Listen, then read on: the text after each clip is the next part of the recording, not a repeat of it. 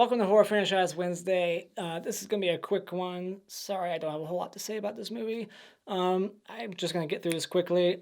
I'm losing my voice because I just recorded like 3 other reviews before this, like all 20 minutes each. So my voice is giving out. So let's get through this. Purge 2 or Purge Anarchy. This came out exactly like 1 year after the other one, like a typical sequel back in the day when they all came out a year apart from each other, or like the Saw movies. Yeah, so, and this one actually is better than the first one. This one does what I said that the first one should do. I didn't tell them, like, hey, Blumhouse, you should have done this, and they listened to me. They did in this one what I said in my other review that they should have done for the first one, and that is kind of expand on it and show more of what's happening outside of this house in the first one. Like, let's go out, let's see what the hell's going on downtown, let's see that shit. And that's what we get here, so I like that. So getting into the positives, I like that this one's a more bigger scale sequel to the first one, where we explore the outside world. We're not just stuck in one house. We see downtown, we see all these different things going on. There's a lot of interesting things in here. We got like rich people paying other people to go like gather up people to sacrifice and all that stuff. And then you even got all that shit that goes on in the third act that I'll get to later. But yeah, there's just a lot more going on. I like the new masks that they're all wearing, that one that says like God on it. So lots of freaky masks, very like, strangers-esque, like, doll face and whatnot. Frank Grillo, is his name Grillo? I think it's Grillo. Yeah, is that his name? I didn't write it down, really. I think that's the actor's name. Frank. I'll call him Frank because I'm pretty damn sure his name is Frank. The actor in this movie, the lead badass in this movie, is awesome. Like, he is, like I just said, badass. And in every movie, like, he was just in Boss Level, which he was badass in that too. So in this one, he's kicking ass. He's our Rambo in this one. He's getting revenge. I like his story. It's very typical, very, cliche, getting revenge for his dead son. I mean, we've seen that a million times, but I'm a sucker for that stuff. I love revenge movies. So when this guy is set up like this, I'm like, I'm on board. I want to see this guy get revenge. So yeah, I like his character. I like what's going on with him and his story and his motivations and whatnot. The score is pretty good. We got the siren sound back, and they even used that siren sound in the score of the film at times. So that was pretty cool. Very smart to utilize that terrifying sound with the soundtrack as well. The negatives are, first up, the CGI blood was god awful. When that first guy gets shot up by the machine gun, it looks terrible. So CGI blood takes me out of it every time. I also don't care for the hostile plot they got going on here. In the third act, we got all these rich people that are all equally crazy, hanging out in the room, paying to torture people. It's like, we've seen this before. We've done this already. Like, Hostel did it in like 2005, and then the sequel thereafter, and the sequel after that. Like, we're doing it again here. I just don't care for it. It's fine, but personally, I just wish they would have done something different. And then writing, I have some questions with the writing of this movie. I feel like it does kind of drag a little bit in the middle. I don't know. It's just like, it's a cat and mouse chase, really. Like, they're just being chased throughout the city. And I didn't find it all that entertaining in the middle. Like, just them sneaking around. Like, I don't know. I don't care for movies like this. But, like, why wouldn't Frank's character start Purge Night right near his target's house? That really kind of bugged me. Like, you're going to plan this for a year, get all these weapons, make your car bulletproof, which doesn't do shit for him at all. His car dies, like, instantly. He's on the other side of town. Really? You wouldn't start Purge Night, like, hiding in his backyard so that when Purge starts, like, you can just get in there and fucking get it over with? Like, you gotta risk your life driving all the way through town. Like, what was the reason? Like, he's in his apartment building in the beginning, setting up his guns. Like, that should have been done already. That should have been packed. He says, like, I disabled his, security thing a couple weeks ago in preparation. Good. Smart. But you should already be at his house on Purge night. So why is he so far away? If he wasn't so far away, this movie wouldn't happen. And another thing I didn't care for was the daughter character. Because she was just annoying. Like, she was diarrhea of the mouth, just constantly talking and nagging and asking questions. Like, learn to shut the fuck up. Like, you are being annoying on a day where it's legal to kill you. Think about that. That's enough reason to kill you. Like, it's legal, you're annoying, I'm ending you. Like, yeah, I know he's not going to kill her because she's annoying, but seriously, like, you're going to bug this guy and just keep asking him personal questions. Like, man, he regrets saving her instantly, and I get it. Like, she's annoying. She just won't shut up. And the mom has to keep, like, shut up. You're going to get us killed. Like, you're annoying. Shut up. So yeah, I didn't like her character. She's more annoying than the main son in the first movie. I didn't like her character at all just because of that. She was just annoying. But yeah, it's just some writing issues, and I just don't care for this kind of movie. It just didn't do much for me. Yes, it's technically a well-made movie. Like, it's shot well. It's got a good production, some good action pieces, lots of gunfire. It's more of an action movie than a horror movie, really. The concept is awesome. I said it was brilliant in the first movie. Still love the concept. It's a horror movie concept, but it's an action movie, really, the way it plays out, the way it's executed. I just wish it would have had more carnage. Like, again, we got 2 movies in a row where we see people wielding machetes and shit, but we never get to see hacking or anything. There's no gore. So just me personally, I like to see that shit, and I would have liked to see that shit in this movie. Use the machetes. Quit flashing them in my face and then not using them. So that was just bugging me. So yeah, like I said, final thoughts. Technically, it's a well-made movie. The acting's good. I like Frank, his character in this movie. Some good action pieces in here. I like that they kind of opened it up. They made it bigger scale. They didn't confine it in one small isolated setting. They went out on the streets. I like that, but I didn't care for the execution of that all that much. So for me, I gotta say, when it comes to Purge Anarchy, yes, this movie is a little bit better than the first movie, but still not great in my opinion. So just stream it, borrow it from a friend, or rent it at Redbox.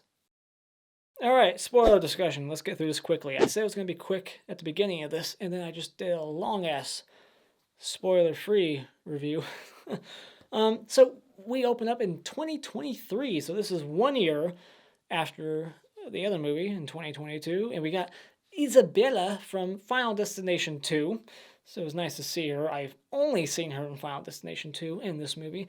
And then we get the Latino guy from Bruce Almighty, who gets the monkey crawling out of his ass, and then he comes back later to like rape this girl. He's yelling and cursing and acting all crazy like he's got a monkey up his ass. And then we get this parking lot scene where we set up the van of thieves that are human trafficking people. They're stealing humans and then traveling across the city to drop them off. They're like smugglers. They're like, well, not smugglers. They're like they're kidnapping people for the rich. We find that out later on. So, but there's a good jump scare in that parking lot scene where the girl's at the car and she's like, I unlocked it. And he's like, no, you didn't. And then boom, the guy pops up. That actually made me jump out of my seat. So that was a good scare.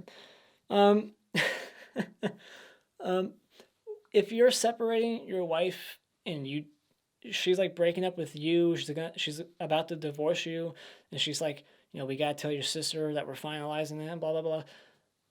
Why are they hanging out on this night?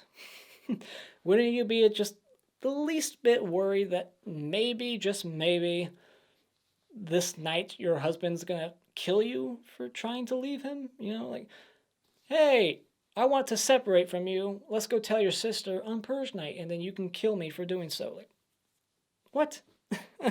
I was just thinking that's fucking stupid.